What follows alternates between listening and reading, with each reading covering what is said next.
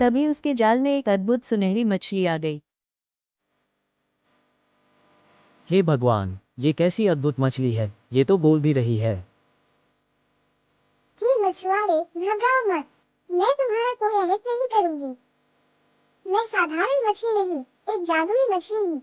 अगर तुम मुझे जीवन दोगे तो मैं तुम्हें वो दूंगी जिसके बारे में तुमने कभी सोचा भी नहीं। तुम्हारी गरीबी और दुख अब खत्म हो जाएंगे। लेकिन वादा करो, ये राज किसी को नहीं बताओगे।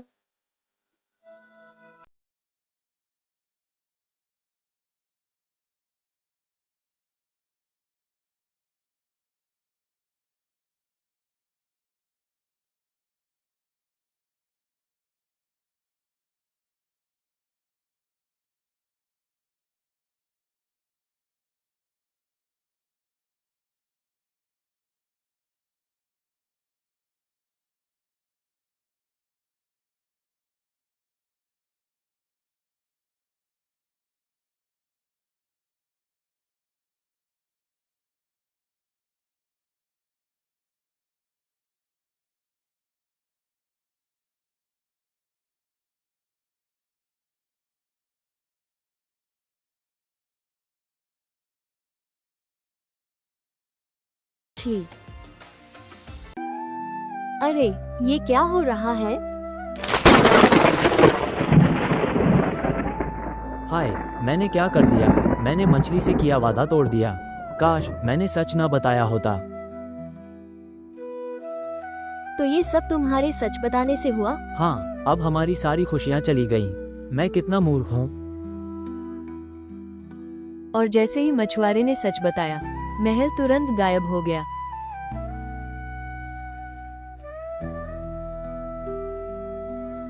समुंदर की लहरें उठ रही थी। मछुआरे ने फिर से अपना जाल डाला और उसमें चमचमाती सुनहरी मछली फंस गई। मछुआरा आश्चर्य से देखता रहा।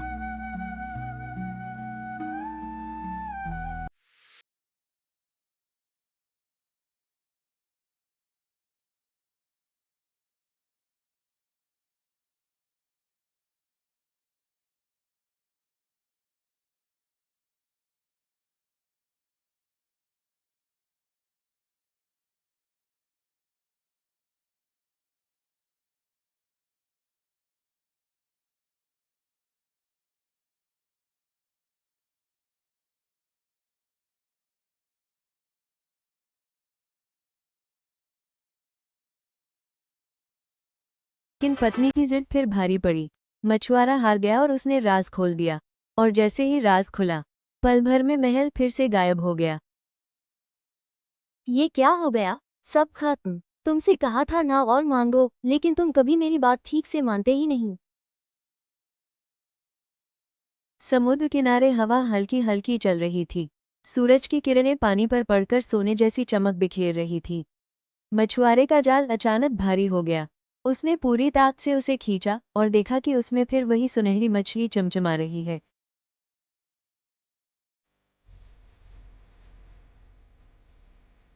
हे सुनहरी मछली, अब क्या आज्ञा है तुम्हारी? पिछली बार की तरह कोई वरदान? मछुआरे, लगता है भाग्यवश मैं बार बार तुम्हारे पास लौट आती हूँ। लेकिन इस बार मेरा वरदान अलग है। ध्यान से सुनो। हाँ, अब तुम मुझे 6 टुकड़ों में बांट दो। 2 टुकड़े अपनी पत्नी को देना, 2 टुकड़े अपने घोड़े को खिलाना और 2 टुकड़े जमीन में गाड़ देना। याद रखना, ये वरदान तुम्हारी किस्मत की डोर बदल देंगे। 6 टुकड़ों में? ओह, ये तो कठिन है। पर यदि यही तुम्हारी इच्छा है तो मैं बिना सवाल किए मानूंगा। हे सुनहरी मछली, तुम्हारा हर वरदान मेरे जीवन की दिशा बदल देता है। मछली की आंखों में करुणा और चमक थी, जैसे वो जानती हो कि उसके बलिदान से मछुआरे की तकदीर बदलने वाली है। मछुआरा कांपते हाथों से जाल खोलता है। समुद्र का पानी सुनहरी हो उठा और हवा में जादुई आभा फैल गई।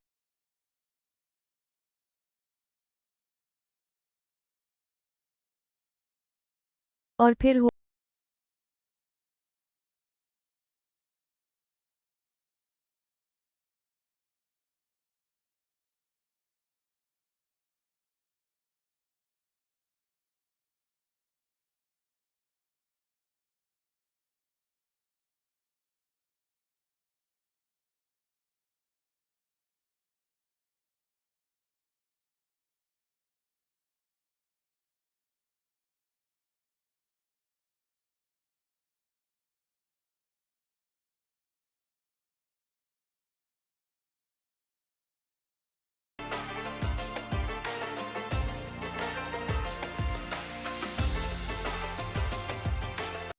जब बालक बड़े हुए, उन्होंने पिता से कहा,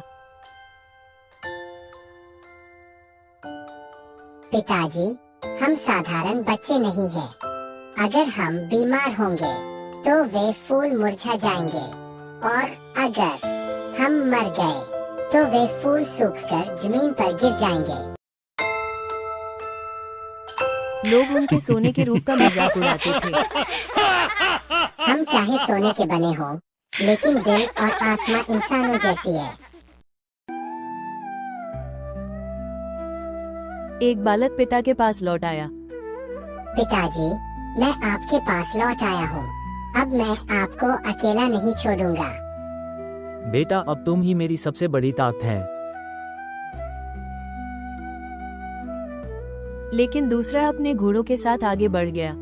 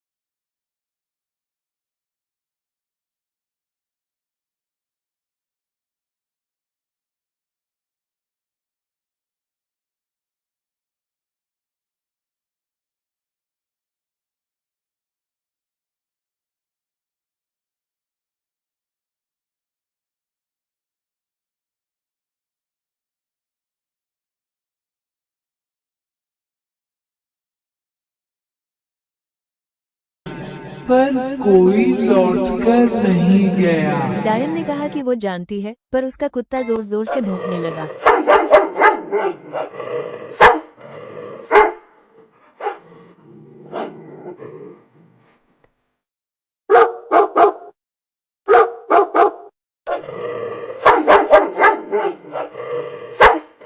सोने के बालक ने तीर निकालकर कहा, अगर यह नहीं रुका तो मैं इसे मार दूंगा।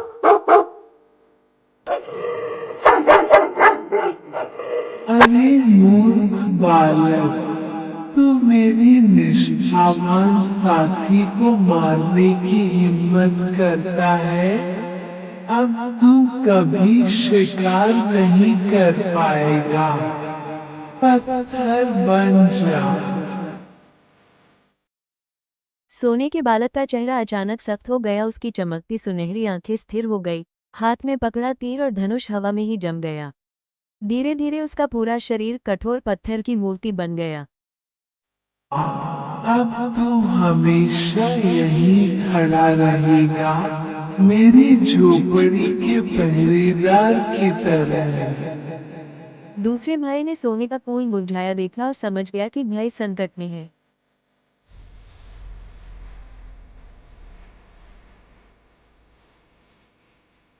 भाई तुरंत अपनी तलवार लेकर वहां पहुंचा।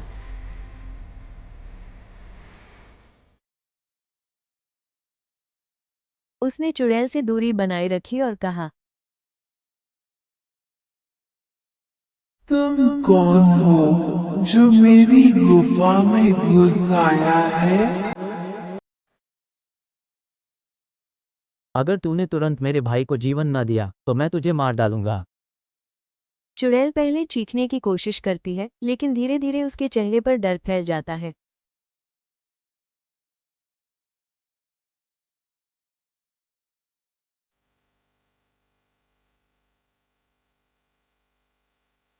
अचानक पत्थर का बना सोने के बालक का पुतला धीरे धीरे चमकने लगता है। पत्थर की परत टूटती है और भीतर से जीवित मासूम चेहरा वाला सोने का बालक बाहर आता है। उसकी आंखें खुलती हैं और वो आश्चर्य से अपने भाई की ओर देखता है। युवक तलवार नीचे कर देता है और खुशी से अपने भाई को गले